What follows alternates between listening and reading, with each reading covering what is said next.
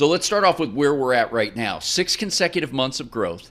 The second best January ever, up 18% compared to last year. And our first quarter outlook is at about 2.2 million containers, or a 20% year-on-year increase compared to Q1 of last year. So how would you assess then the overall health of the global supply chain relative to what we saw during the pandemic? Because like Paul said, it seemed like everyone was suddenly talking about the supply chain. And where are we relative to just a few years ago? Emily, I think we're in a lot better shape. We've learned a lot from what we saw then too, but we're front of mind now to so many people outside our general industry, whether it's us looking for our packages, what's on the store shelves, or just the general consciousness about how this port, supply chain, and trade business impacts economies and jobs around the world. What we see in Los Angeles is that there are a couple things happening right now. The stability of that labor contract has given us about a 4 percentage point boost in market share. So some of that cargo that we lost during the protracted negotiations has started to come back. Not all of it, much more work to do, but good trajectory. Now, with the Panama Canal suffering drought and the concerns of safety in the Middle East with respect to the Houthi going after the ships and the cargo and oil tankers, you're starting to see more cargo shifted our way.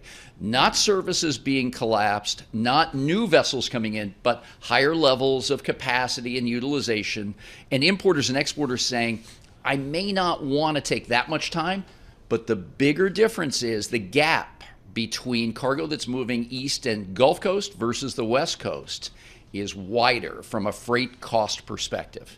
That's important because we're right now in the middle of our annual contracting season for freight. All right, so you're, again, right on the port of Los Angeles on the West Coast. You probably have the best view of anybody trade with China. What's it like now? What's your expectation for that important route of trade coming from China to your port?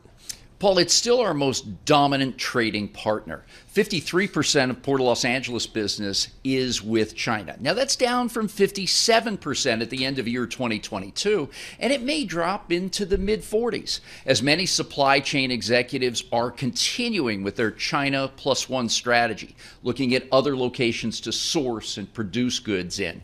But still, 45, 50 years of supply chain relationships exist. You don't tear that apart overnight. Right. Just the other day, the White House said that they were concerned that more than 200 ship-to-shore cranes at U.S. ports are manufactured by China and can be serviced and programmed remotely, creating a cybersecurity vulnerability. What did you make of those comments? How legitimate are the White House's concerns? Oh, it's also very important to us. The Port of Los Angeles, Emily, was the first in the nation to create a cybersecurity operations center back in 2014 with the help of the Department of Homeland Security. Today, that system is stopping more than 60 million cyber intrusion attempts per month. It also gave us awareness to create a cyber resilience center, also one of the first in the world to bring in the private sector partners with us. That co-helped with the IBM folks, it has now stopped a half a dozen cyber intrusion attempts to private sector interests that they were otherwise unaware of. So this work must continue. Give us that update. You mentioned the Panama Canal. I'm fascinated by the Panama Canal. I read a great book on it. I'll find the author later. It's phenomenal how they built that thing.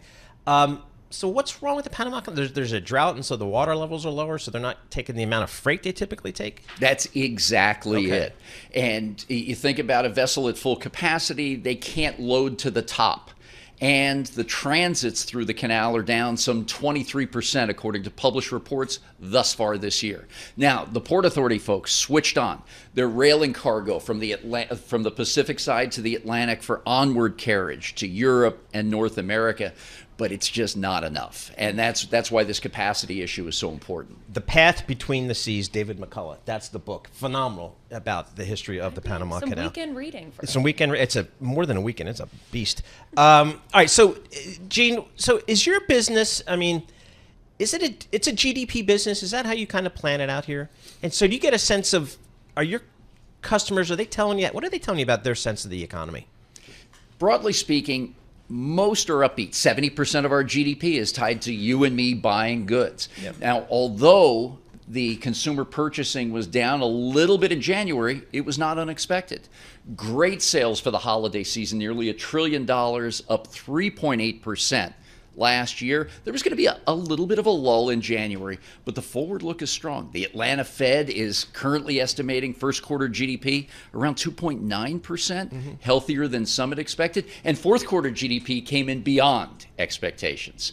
Again, what we see in the forward look is an order cycle that runs about 6 months ahead of when we actually buy things in the store or online.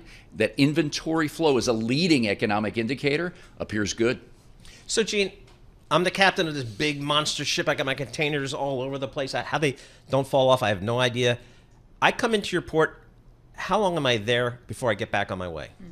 I look at these vital statistics, as I call them, Paul, every morning, and we're at or better than when we were pre-COVID. The largest ships that come into the Port of Los Angeles average 12,000 containers on and off, best in the industry every call. 4.5 days is the amount of time a ship is in port working. That's right where it should be. All right. See, I think those things.